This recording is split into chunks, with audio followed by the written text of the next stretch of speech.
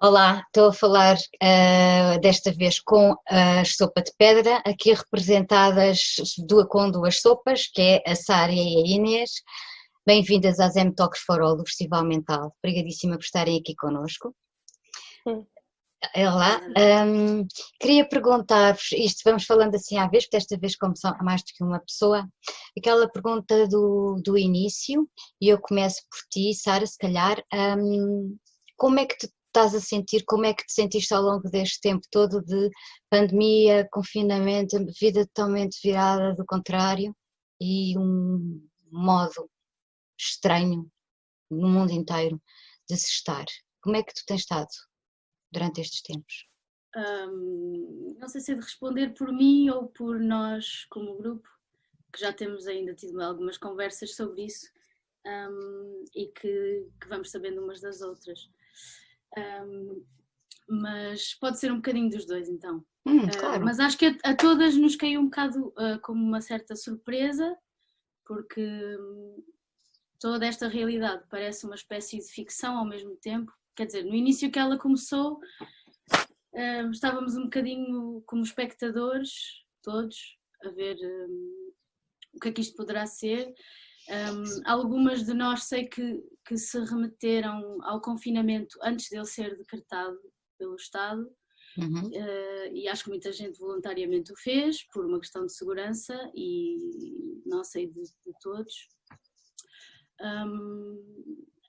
Perante essa surpresa, houve muita coisa que estava nos nossos planos fazer e que ficou em suspenso, nomeadamente o nosso vinil, para o qual estávamos a trabalhar, íamos ter gravações agora da segunda parte. Também estava para estrear um projeto que temos, que é o Figo que Prometeste, uma colaboração com a pianista Joana Gama, mas que entretanto também caiu, não é? Ia ser agora em maio. Entretanto, para continuarmos sintonizadas umas com as outras e para assinalar o momento, pelo menos uma coisa boa, entretanto surgiu, que foi uma música que tem agora uma semana e pouco, mas foi concebida mesmo até no início de tudo isto. Pronto, já tem um vídeo também, não é? Tem um vídeo, tem. Pronto, e no fundo foi para todas nós uma paragem, mas ao mesmo tempo que tomávamos consciência disso, acho que não deixámos cair projetos que poderiam continuar a partir de casa, para nos estimularmos, para termos esta sensação de que estamos a mobilizar-nos de alguma forma e só faltava isso dar origem a coisas boas, enquanto não se sabe muito mais sobre. Pronto. E tentamos proteger-nos do excesso de informação que vai para aí, que é um bocadinho confuso. Isso acontece com as duas, essa proteção? Sim. Em relação àquilo que nós chamamos o tema monotemático dos telejornais e da televisão e de tudo isso, também te protegeste em relação a isso? Sim, eu não tenho televisão, não vejo televisão e acabei por pedir a alguns amigos que me fossem chegando as informações que parecessem mais... Uma triagem já. Sim, sim. E pronto, e a perceber-me que, claro, há uma série de questões utópicas, filosóficas, existenciais que surgem neste momento e tentar também eu triar as que me parecem um pensamento mais positivo. Como por exemplo, quais são esses tipos de pensamentos mais filosóficos, existenciais ou até holísticos que tu eventualmente terás recebido? É um bocado, por exemplo, pensar sobre quais são os nossos hábitos, o que é que consumimos, como é que consumimos e ver a vida reduzida, muito reduzida, era um bocado como perceber que nós não precisamos de metade das coisas que consumimos, que não temos, que assumimos que não há tempo para pensar numa série de práticas, numa série de coisas com que pactuamos sem nos apercebermos sequer, e tem a ver mais com isso, com saborear coisas pequenas como conhecer melhor os vizinhos, sentir uma coisa mais pessoal, mais Isso acaba simples, mas por de uma ter, base mais real. como pensamento, isso até tem um bocadinho a ver com o registro do trabalho inteiro das sopas, não é? Porque ao fim e ao cabo é o procurar o que é o local, o original, o genuíno, e tudo isso que de facto é aquilo que está para muita gente, e eu acho que é por demais evidente, mas isso pronto é uma parte do que se transformou, pelo menos em grande parte, a humanidade, nesse sentido que estás a dizer, não é? Daquilo que importa ser o que se tem e quantidade e de usar e deitar fora imediatamente e Sim, sem ligar sequer às repercussões que isso pode ter aos terceiros, nomeadamente o ambiente, os animais, o resto do planeta, onde é que vai o sim. lixo, onde é que vai o plástico, essas coisas todas que estão deixaram de ser uma preocupação e que se calhar eventualmente, achas-te agora pergunto-te, passarão a ser de alguma maneira, entendes que isto possa ser um alerta e que as pessoas possam parar para pensar um bocadinho? Sim, acho que é inevitável que isso tenha acontecido. Agora, depois também tem a ver assim com um bocado de um compromisso que faz consigo próprio de perceber que hábitos é que ganhou e que quer manter e de que maneira é que nos juntamos nisso e que fazemos com que isso também seja uma coisa que realmente dê uma energia e dê uma estética que nós gostamos à nossa vida. E vocês aqui estão as duas em sintonia em relação a este tipo de pensamento, penso eu, não? Sim, acho que procuramos engrenar no mesmo caminho e em escolhas que nos possam identificar, claro. Concordo, sim. Portanto, a partir disto pode até ser, do ponto de vista positivo, para vocês um alerta, eventualmente. Sim, eu diria que nunca desdramatizando completamente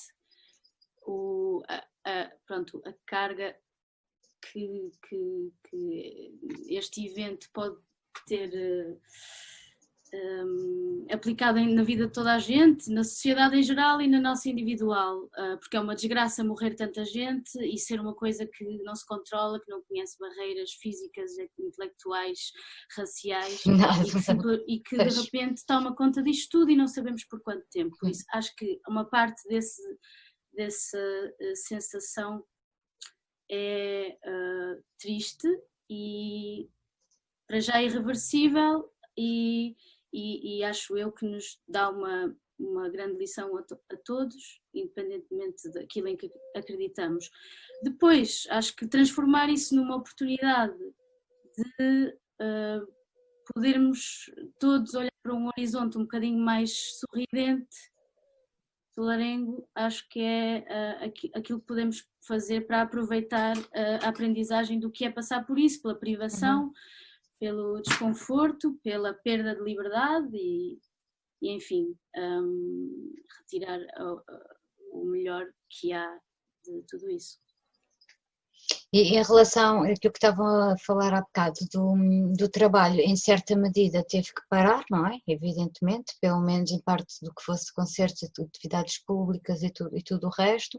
Como é que vocês estão a pensar organizar-se agora a partir deste momento em que há alguma parte já de desconfinamento e até que ponto é que isto pode começar agora, no vosso caso, a retomar de alguma maneira o trabalho?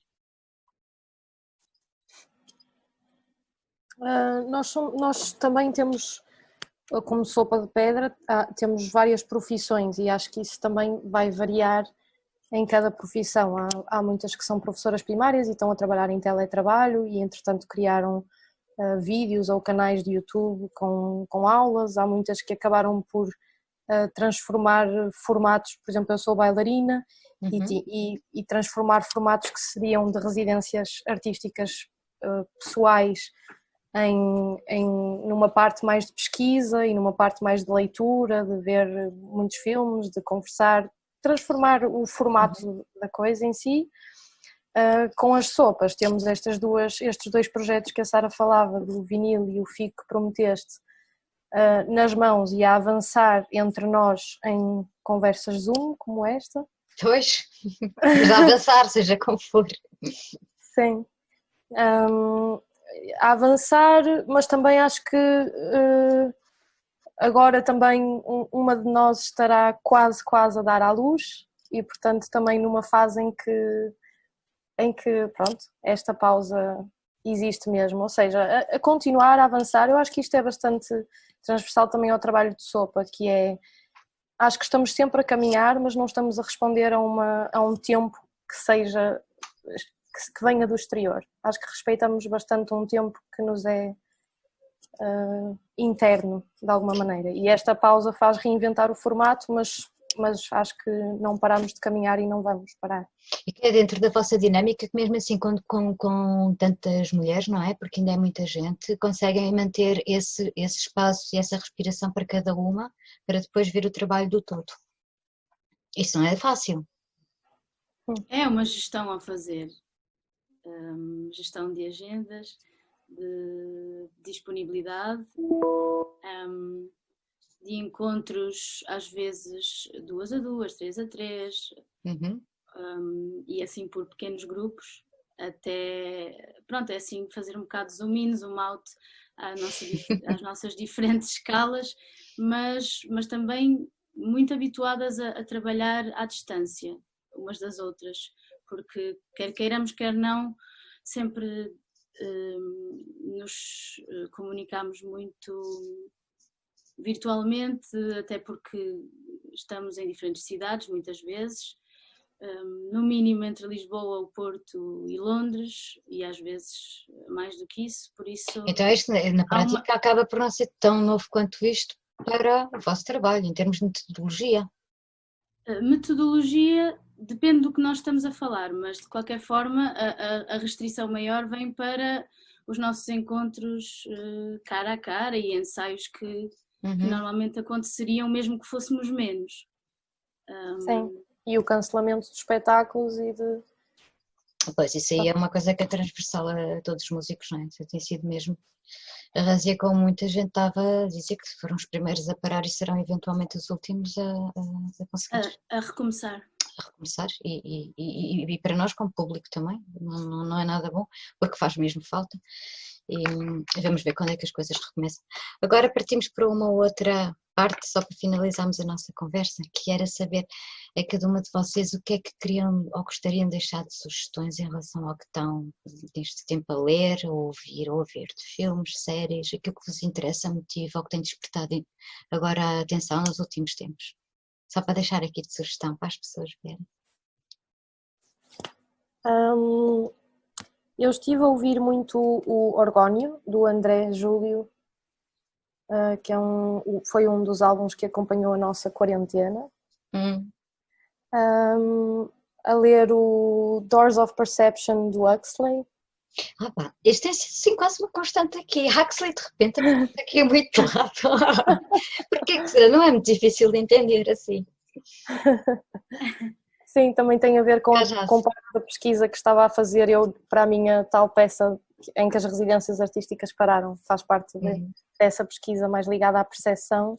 Que bom. E também recebi um livro do Luca Argel, que me deixou aqui de surpresa no correio, que é Fui ao Inferno e Lembrei-me de Ti, acho que é assim o título, que são poemas do Luca Argel. E acabei por ver muitos filmes da quarentena cinéfila da Medeia, e instalámos aqui um projetor em casa e acabei por ver mesmo muito cinema e gostar muito deste tempo, de um tempo de absorver realmente uma coisa sem, não sei, senti-me bastante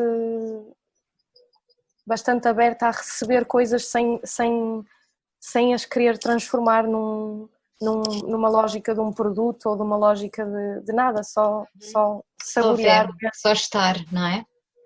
Sim. E ganhar outra respiração, outro silêncio, de outra forma até de estar contigo próprio. E às vezes até a ver filmes ou a ler, ou tudo isso nós fazíamos numa maneira normal, quase que a correr, quase como se fizesse parte de uma rotina. E agora mesmo isso que eram rotinas foi visto se calhar de uma outra maneira, não é? Com outra percepção e com outra abertura. Isso é bonito, muito bonito mesmo. E tu, quais são as sugestões? As minhas sugestões começam por ser Estamos a ouvir, já está a ligadas à pensar. infância. Não, eu queria só contextualizar porque, na verdade, nós não temos assim muita ocasião para ver filmes ou fazer leituras muito prolongadas, Sim. por várias razões, mas antes de mais pelas familiares. E então, às vezes, que são canalizadas para incluir os mais pequenos, no meu caso, que os tenho em casa, e então trouxe aqui uma coleção destes mini livros que fazem parte da coleção imperdível Calandraca, e todos eles muito curtos e perfeitos para quem não tem muito tempo para ler e que gosta também de livros de cabeceira. Pronto, eles são, acho eu, mais voltados para a infância, mas eu adoro fazer esse vai e vem muitas vezes, e de repente quando repetimos a mesma história muitas vezes para nós já sabemos de cor, e às vezes os miúdos também já a completam ou contam-nas de volta para sermos nós a completar, e esse jogo tem graça, e pronto, estimula-nos a todos bastante. Em relação ao filme, eu ia falar de 3 em particular, mas só porque cada um deles é baseada na história de uma criança. No caso do Menino de Cabul, que se passa no Afeganistão, e o Lion, Uma Jornada a Caminho de Casa, acho que é assim que se chama em português, e o outro, O Rapaz que Prendeu o Vento. Pronto, estas 3 histórias são centradas na figura de uma criança, que é quem depois leva a cabo a história toda, e são por isso também extremamente emocionantes, e perfeitos para ver com a família, mais uma vez. Tem que... Mas se reservasse um espaço só para ti, que pudesses ver sozinha uma coisa qualquer, ou rever, não tivesses que pensar para ninguém, era mesmo só para ti, aquele momento, isto é só para mim. Isso é tramado de pensar. Posso perguntar isto às duas então, cara, cada uma responde primeiro. Vai, Inês, vai! Eu, por acaso, houve uma tarefa ou uma ideia que gostava muito de ter feito na quarentena, que acabei por não fazer, que é, tenho um pai que nos filmou, a mim e aos meus irmãos, toda a vida, e gostava muito de revisitar essa epopeia, ou seja, há muitas coisas que era esse tal vai e vem que tu estás a falar, Sara, que é ires ver-te em pequenino e perceberes coisas de hoje, tipo, isto já era assim completamente, ou perceberes, por exemplo, uma coisa que me bate muito, ver-nos muito bebés, com álbuns a dar em casa, que eu hoje adoro imensíssimo, e perceber que eu já os ouvia daquele tamanho, sabe? Pronto, isso teria sido uma coisa que eu gostava de ter feito, passar nessa história toda da família. Fazer um flashback outra vez, ver as coisas para trás. Eu vou dizer exatamente o mesmo. E também tens um filme?